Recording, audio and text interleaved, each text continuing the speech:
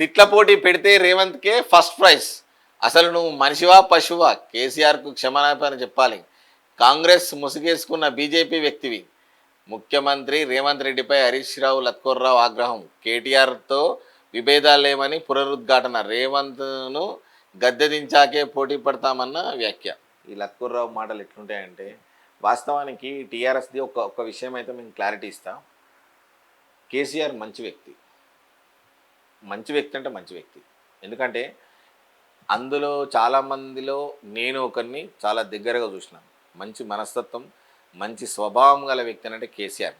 ఈ లత్కోర్రావును కేసీఆర్ సార్ మీరు అస్సలు నమ్మొద్దు. ఈ లత్కోర్రావును ఏ క్షణాన ఏం చేసేది తెలియదు లత్కోర్రావు. ఎందుకనంటే కేసీఆర్ కొట్లాడింది తెలంగాణ తెచ్చింది తెలంగాణ ప్రజల గురించి, అది 100%. ఇవాళ భగీరథ నీళ్ళు కావచ్చు, మిషన్ కొన్ని తప్పులు జరగవచ్చు, జరగలేదని నేను చెప్పట్లేదు. సో కాకపోతే ఒకటి మాత్రం నిజం, కేసీఆర్ మనస్తత్వం ఏందో మాకు తెలుసు.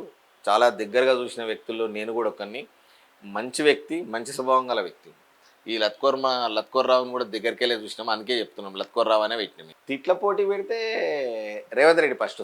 కాకపోతే ఒకటి, ఇప్పటిదాకా కేసీఆర్ మంచోడు అని చెప్పినాం, కానీ ఆయన భాష అనేది కొంచెం ఘోరంగానే ఉంటుంది పరిస్థితి. ఆ భాష ఒక్కటి కేసీఆర్ మార్చుకుంటే ఉంటుంది. ఇప్పుడు చందమామకు కూడా ఇంత మచ్చు ఉంటుంది, ఈ కేసీఆర్కి కూడా అది ఒకటి ఉన్నట్టుంది. అది ఒక్కటి పోతే ఇంకా మంచిగా ఉంటుంది, కానీ పోదు అది. ఎందుకంటే అది పోతే కేసీఆర్ కాడదు. అందుకని ఆయనకు మచ్చు ఉన్నట్టుంది.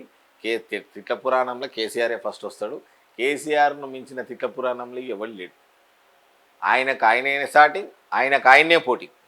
బూతుపురానికే పేటెంట్ కేసీఆర్దే. 10 ఏళ్లలో ఆయన తిట్లతో పుస్తకమే రాయొచ్చు. చామల బూతులకు రెడ్ బ్రాండెడ్ కేసీఆర్ బీర్లా.